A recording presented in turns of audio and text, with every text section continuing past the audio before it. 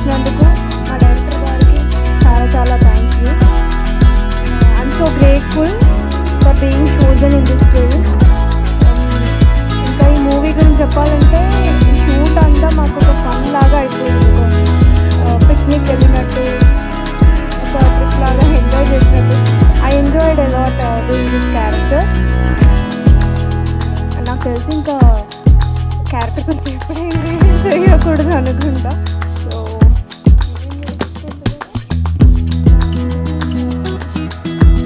Actually నేను రాణి character చేశాను single రాజు మూవీలో. నా character name Rani.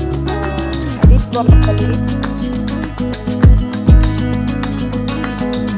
Thank you so much మా అవతారి సార్. ఇక్కడ వచ్చిన అందరికీ చాలా చాలా థ్యాంక్ యూ. యాంకర్ గారికి,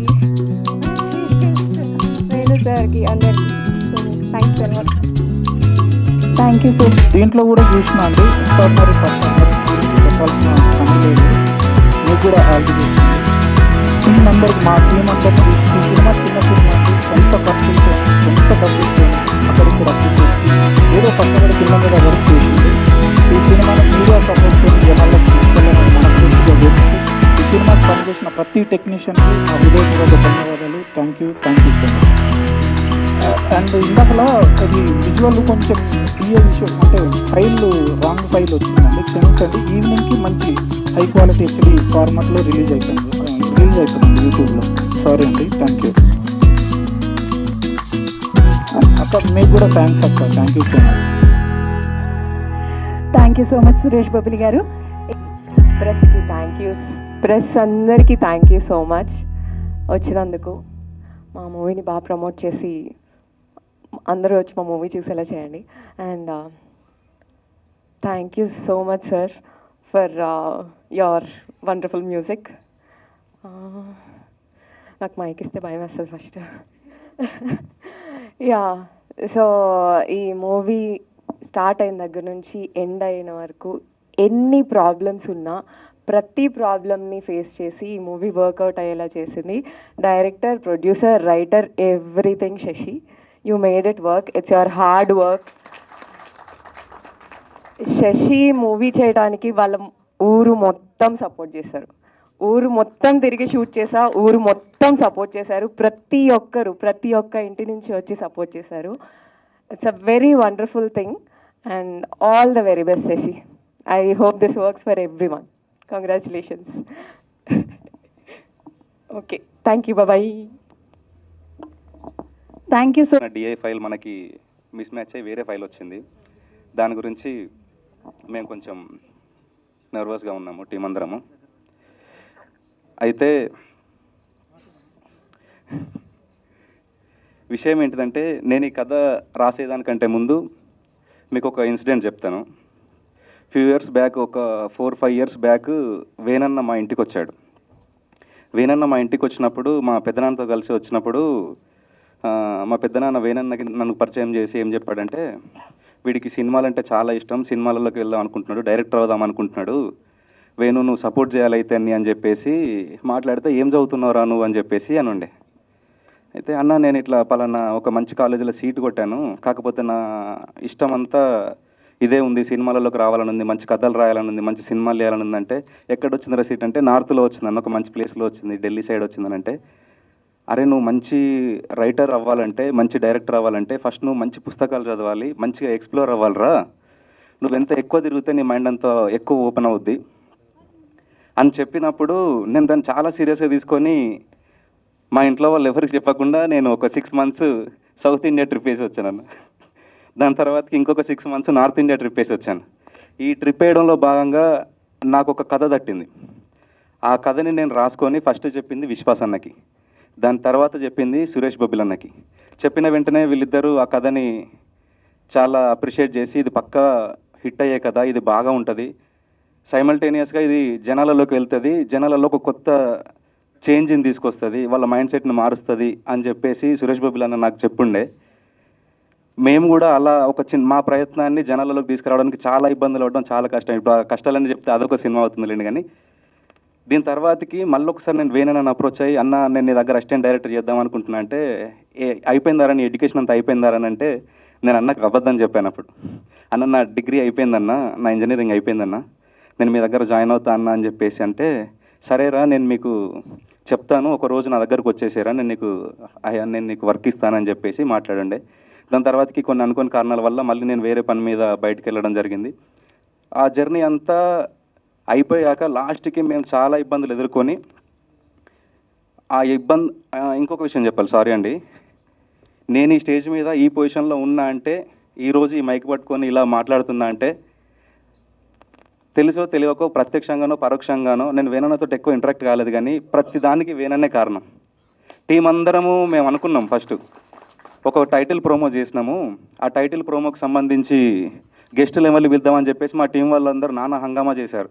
ఇట్లా వాళ్ళని పిలుద్దాం, వీళ్ళని అంటే నేను మధ్యలో లంచ్ టైంలో ఆఫీస్కి వచ్చినప్పుడు ఏం డిస్కషన్ చేస్తున్నారు అని అంటే, గెస్ట్ని ఎవరిని పిలుద్దామని చెప్పేసి మేము మాట్లాడుకుంటున్నామంటే, ఇంత కాంప్లికేషన్ ఎందుకు చేసుకుంటున్నారు, సింపుల్ థింగ్, వేణు ఉడుగుల అనే ఒక అన్న ఉంటాడు, ఆయన ఎవరికైనా సపోర్ట్ చేస్తాడు, చిన్న స్థాయి నుంచి పైకి వచ్చే వాళ్ళకి ఇంకా ఎక్కువ సపోర్ట్ చేస్తాడని చెప్పేసి నేను వేణన్నకు కాల్ చేశాను. వేణన్న కాల్ చేస్తే వేణన్న గ్రేట్ థింగ్ ఏంటంటే, ఆ రోజు అసిస్టెంట్ డైరెక్టర్గా అడిగితే చదువుకొని రారా ఇస్తా అని చెప్పడం మంచి విషయం ఒకటి, అది మంచి బాట వేసింది నాకు ఆ కొన్ని విషయాలు చెప్పడం ద్వారా. ఇప్పుడు కూడా అసలు నా ప్రోమో చూడకుండా, నేను ఏం కంటెంట్ రాసానో చూడకుండా, సినిమా ఏం తీసానో కూడా తెలియకుండా వీడు పక్కా చేస్తాడు, వీడు మంచి డైరెక్టర్ అవుతాడన్న నమ్మకంతో ఏమీ అడగకుండా సరేరా నేను నీకోసం వస్తా, నీతో నిలబడతా అని చెప్పేసి ఈరోజు వచ్చి వేణన్న నా పక్కన నిలబడ్డాడు. అది చాలా సంతోషంగా అనిపిస్తుంది నాకు. అక్క ఇంకేమన్నా అయితే ఓవరాల్గా ఎండ్ ఆఫ్ ద పాయింట్ ఏంటంటే, నేను ఒకటి చెప్పాలనుకున్నా, నా నోట్లో ప్రతిరోజు ఒక 10 సార్లన్నా వేణుగుడుగుల పేరు నానుతుంది. అది ఒకరోజు వేణన్నకు తెలిసింది, ఇక వీళ్ళ ద్వారా వేణన్న పేరు వాడుకుంటున్నాను తెలిస్తే బాగోదని చెప్పేసి ఒకరోజు వేణన్నకు నేనే ఫోన్ చేసి, అన్నా నేను నీ దగ్గర వర్క్ చేసినట్టు అందరికీ చెప్పానన్నా, అది నిజమే, మీరేమనుకోకుండా అంటే, పర్లేదురా నీకు ఎవరన్నా ప్రొడ్యూసర్ దొరికినా నేను చెప్తాను వాళ్ళకి, నీ బ్యాక్ అండ్ షో రన్నర్గా నేనే ఉంటానని చెప్పేసి అన్న ధైర్యంతో నేనే ఒక సినిమా తయారు చేసి ఇప్పుడు ఈరోజు అది థియేటర్కల్ రిలీజ్కి రెడీగా ఉందండి. ఇలా వేణన్న నాకు కంటి ముందు, నా వెనకాలో, నా మనసులో అన్నిట్లలో వేణన్న ఒక సుస్థిరమైన స్థానం ఏర్పరచుకున్నారు.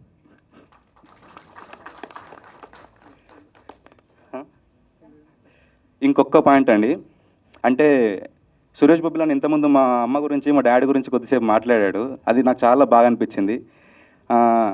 చాలామంది అనుకుంటారు ఇప్పుడు నేను మా అమ్మ గురించి మా డాడీ గురించి మాట్లాడతా అని చెప్పేసి, కానీ నేను ఇప్పుడు మాట్లాడాలనుకోవట్లేదు, ఏదో ఒక మంచి మూమెంట్లో మాట్లాడతా. ఎందుకంటే అమ్మ ఎవరమ్మైనా కానీ కష్టపడుతుంది, వాళ్ళకి తిండి పెట్టాలని చూస్తుంది, ఇంకా వాళ్ళకి ఏ ఇబ్బంది ఉన్నా తీర్చాలని చూస్తుంది.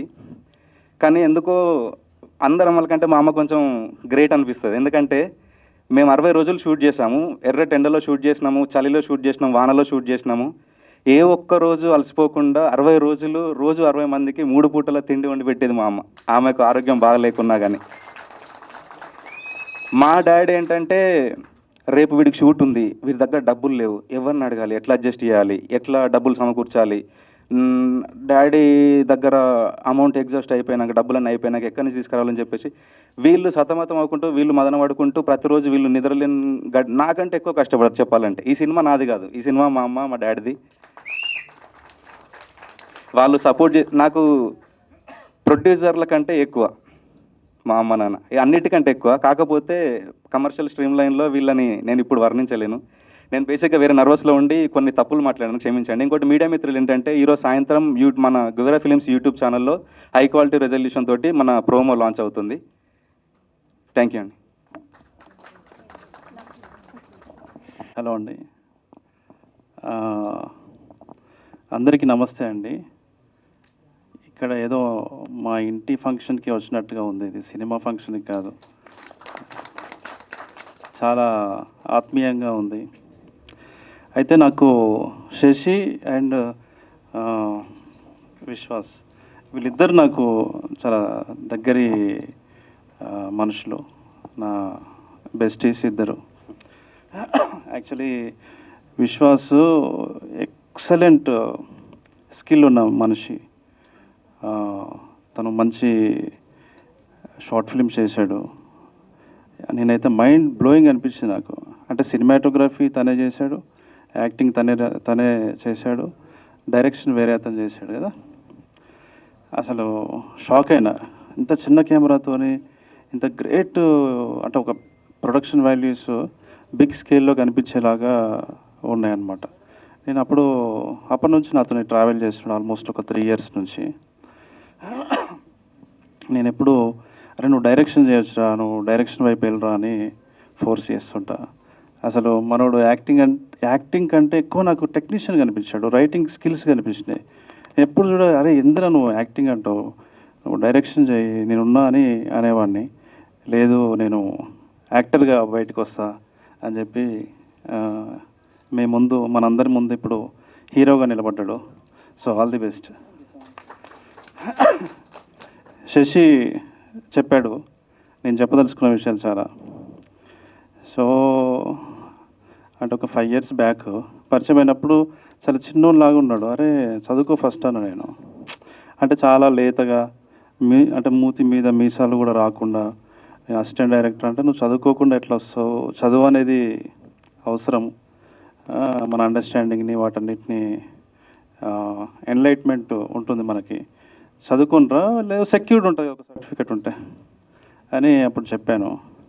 బట్ ఒకరోజు వీళ్ళిద్దరు కలిసి వచ్చారు, మళ్ళీ చాలాసార్లు వచ్చారు, వస్తూ ఉండేవాళ్ళు. ఒకరోజు కథ చెప్తానన్నారు. నువ్వు డైరెక్షన్ చేస్తావంటే కాన్ఫిడెంట్గా చేస్తా అన్నాడు. అంటే సరే అని కథ చెప్పాడు. చాలా బాగుంది కథ. అంటే వెరీ ఇంట్రెస్టింగ్. ఒక చిన్న విలేజ్ ఆ కల్చరు, ఆ ఫుడ్ కల్చర్ కావచ్చు, వాడి కల్చరల్ ఎక్స్ప్రెషన్ వెరీ రస్టిక్ ఉంది, రా ఉంది. అందులో హీరో క్యారెక్టర్ కానీ, హీరోయిన్ క్యారెక్టర్ కానీ, హీరో ఫాదర్ క్యారెక్టర్ కానీ అన్నీ ప్రాపర్గా ఆ థీమ్స్ కానీ క్యారెక్టర్ ఆర్క్స్ కానీ అంటే కొంచెం బాగా స్టడీ చేసి రాశాడు. కామెడీ కూడా చాలా బాగుండింది. ఆ కథ పేరే సింగిల్ రాజు. ఇప్పుడు మీరు ఈ కథనే నేను ముందు విన్నాను. అప్పటికే రాజు వెడ్స్ రాంబాయి ప్రీ ప్రొడక్షన్లో ఉంది. నేను చేయలేను ఇప్పుడు, కానీ వెయిట్ చేస్తే చేస్తా అని చెప్పాను. సరే అన్నాను, వెళ్ళిపోయారు. మళ్ళీ ఒకరోజు మళ్ళీ వచ్చారు. ఏమైందిరా ఎంతవరకు వచ్చింది అని అంటే, షూటింగ్ స్టార్ట్ చేసినామన్నా అన్న. నేను షాక్ అయినా. షూటింగ్ స్టార్ట్ చేయడం ఏందిరా అంటే, లేదన్నా షూట్ స్టార్ట్ చేసాం, 20% అయిపోయింది అన్నారు. ఇద్దరు వచ్చి ఫుటేజ్ చూపించారు. నాకు చాలా ఆశ్చర్యంగా అనిపించింది. ఆశ్చర్యం కాదు, చాలా భయం వేసింది ఫస్ట్. అరే ఎట్లా ఫినిష్ చేస్తారు మీరని, అంటే మధ్యలో ఆగిపోతే ఎట్లా ఏంటి అని. కానీ ఫుటేజ్ చూసిన తర్వాత నాకు కాన్ఫిడెన్స్ వచ్చింది. డెఫినెట్లీ ఇది వర్కౌట్ అవుతుందిరా అని చెప్పాను. నేను కూడా కొన్ని కరెక్షన్స్ ఉంటే చిన్న చిన్నవి చెప్పా. అంటే ఎవరైనా అడుగు ముందుకేస్తే దారి అదే విచ్చుకుంటుంది అంటారు కదా. అలా ఎవరైనా సాహసంతో, మంచి కథతో, ప్రేమతో, తపనతో, ప్యాషన్తో అడుగు ముందుకేస్తే దారి విచ్చుకుంటుంది అనడానికి శశి ఒక ఎగ్జాంపుల్గా ఇప్పుడు మనందరి ముందు ఉన్నాడు. శశి అంటే అలా అడుగు ముందుకేస్తే ప్యాషన్తోని, మంచి కథతోని, మంచి ఉద్దేశంతోని, మంచి సినిమా నిర్మించాలనే ఒక దృఢ సంకల్పంతో అలా అడుగు ముందుకేయటము, వాళ్ళ తల్లిదండ్రులు అతనికి తోడుగా ఉండటం, అతని చుట్టుపక్కల వాళ్ళు తోడుగా ఉండటం, ఒక ఊరంతా వాళ్ళ వెంట ఉండటం వల్ల ఈరోజు ఒక అద్భుతమైనటువంటి సినిమా అతను తీయగలిగాడు. ఈ సినిమా డెఫినెట్లీ థియేటర్స్లో రూరల్ జెన్జీ యూత్ని బాగా అట్రాక్ట్ చేస్తుంది. మీరు ప్రమోషన్ నెరేటివ్ కూడా అట్లాగే చేయండి. రూరల్ ఏరియాస్లో ఉండే రూరల్ జెన్జీ యూత్ మీద కాన్సన్ట్రేట్ చేయండి. ఏఐని ప్రాపర్గా వాడండి. డెఫినెట్లీ క్రౌడ్ పుల్ చేస్తారని అనుకుంటున్నాను. ఇది మంచి సినిమా, మంచి హిట్ అవుతుంది. మా రాజు వెడ్స్ రాంబాయి సినిమా లాగే ఇది కూడా అందరి మన్ననల్ని పొందుతుంది అని చెప్పేసి అనుకుంటున్నాను. ఈ సినిమా వెనకాల ఉన్న తర్వాత మోనిక, తర్వాత దివ్య అండ్ మా సురేష్ బొబ్బిలి ఉంటే అది ఈ మధ్యలో ఏదున్నా కూడా హిట్ అవుతున్నాయి సినిమాలు. మంచి హ్యాండ్. దాంతోపాటు యాంకర్ సుజాత గారు, రాజు వెట్స్ రాంబాయి ప్రమోషన్ కూడా ఆమెతోనే స్టార్ట్ చేసాం first. Yeah yeah.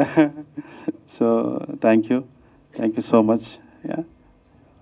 And media వాళ్ళందరికీ కూడా ఇలాంటి సినిమాల్ని, ఇట్లాంటి కంటెంట్ బేస్డ్ సినిమాల్ని, ఇట్లాంటి మీనింగ్ఫుల్ సినిమాల్ని మీరు ఎంకరేజ్ చేయాలి, చేస్తున్నారు.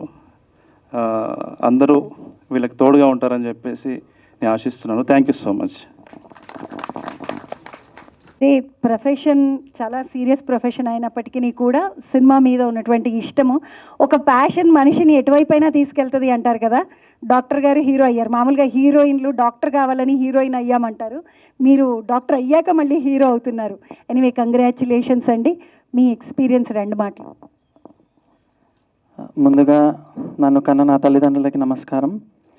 ఇక్కడికి విచ్చేసిన మీడియా మిత్రులందరికీ వేణుమామ నమస్కారం. వచ్చినందుకు థ్యాంక్ యూ అండి. నాకు కొత్త ఇదంతా, సో ఎవరినన్నా హర్ట్ చేసింటే I'm very sorry. Suresh Bobbili అన్న, థ్యాంక్ యూ సో మచ్. మీ మ్యూజిక్ ఎక్స్ట్రాడినరీ. మీరు ఫస్ట్ చేసినప్పటి నుంచి నేను చాలా ఫాలో అవుతున్నాను మీ మ్యూజిక్ని. So it is like impeccable. And Shashi, so నా తమ్ముడిలాగే